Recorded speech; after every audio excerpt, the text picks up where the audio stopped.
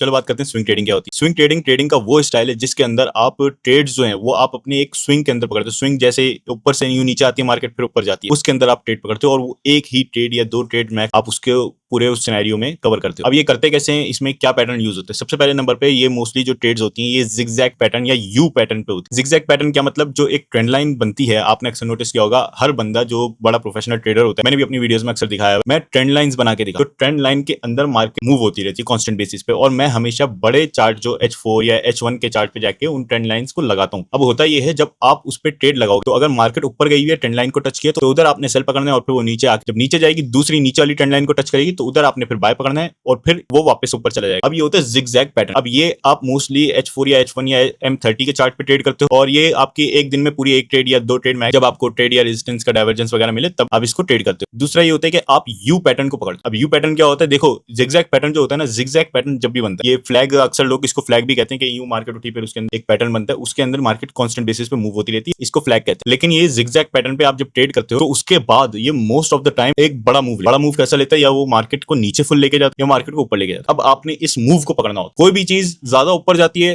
तो वो नीचे जरूर आती है, और कोई भी चीज ज्यादा नीचे जाती है तो जरूर ऊपर जाती है, तो वो बनता है यू पैटर्न। एक ऑपोजिट यू हो जाता है और एक नॉर्मल यू हो जाता है। अब इसमें ये होता है कि अगर आपकी मार्केट गिरने लगी है, आपने उधर सेल लगाना होता है, फिर जब मार्केट नीचे मैक्स उसकी पीक पे पहुंच जाती है कि हाँ इतना नीचे गिरेगी, फिर उधर आपने उसका बाय लगाना होता है और उसको ट्रेड को जाने देना होता है, फिर उसको उधर कट करना होता है। अब इससे फायदा ये होता है कि आपकी जो ट्रेड होती है ये डेज में चली जाती है, इसमें आपको बार बार मार्केट को नहीं देखना पड़ता, बस आपको पहले इस दिन का एनालिसिस देखना होता है। तो उस दिन ट्रेंड लाइंस वगैरह लगानी होती है, RSI वगैरह, वॉल्यूम्स वगैरह, डाइवर्जेंस वगैरह, ये सारे के सारे देखने होते हैं, और फिर उसके थ्रू ट्रेड लगानी होती है। और फिर उसके बाद आप 2 दिन 4 दिन, एक हफ्ता 2 हफ्ता, ऐसे आप अपनी ट्रेड को छोड़ देते हो, डिपेंड करता है आपने कितनी टाइमलाइन पे ट्रेड लगाई। दूसरी चीज ये कि इसमें प्रॉफिट मार्जिन तो ज्यादा होता है, लेकिन साथ ही साथ एक और फायदा ये होता है कि आपका गलत ट्रेड जाने का रिस्क ना होने के बराबर होता है। लेकिन इसमें एक चीज का ध्यान रखना है, ये कम से कम लेवरेज पे की जाती है। इसमें मार्केट में आपको 60% तो अपना खुद का पैसा रखना होता है जो आप ट्रेड लगा रहे हो। जैसे अगर $100 की है तो आपको $60 अपने खुद के रखने पड़ेंगे उसके अंदर, बाकी आप $40 का लेवरेज ले सकते हो, ताकि आपका अकाउंट अगर गलत मूव भी जाए तो आप इसमें नुकसान ना करो। देखो इसमें सेल जो है, इसमें सेल कम से कम लगाना मोस्ट ऑफ द टाइम। अगर आपको पकड़ना भी है स्विंग के अंदर, आप हाफ पॉइंट भी पकड़ सकते हो जो कि बाय का होता है। अगर गिर रही है मार्केट, आपने हाफ पॉइंट पकड़ना है बाय का, और अगर ऑपोजिट यू बन रहा है तो उसमें स्टार्टिंग पॉइंट जो है हाफ स्टार्टिंग का बाय का, वो आपने पकड़ना ताकि आप लोगों को नुकसान ना हो। तो ये होती है स्विंग ट्रेडिंग। अगर आप लोगों को समझ आ गया कि स्विंग ट्रेडिंग क्या होती है, वीडियो अच्छी लगी है तो लाइक शेयर सब्सक्राइब करना मत भूलना। अगर आप लोग इंस्टाग्राम टिकटॉक वगैरह पे देख रहे हो मेरी वीडियो, मेरे बायो में लिंक दिया हुआ है, मैंने यूट्यूब का, उस पर पूरी ट्रेडिंग सिखाई हुई है, तो वो वीडियोस भी जाके आप देख सकते हो। मिलते हैं फिर अगली वीडियो में।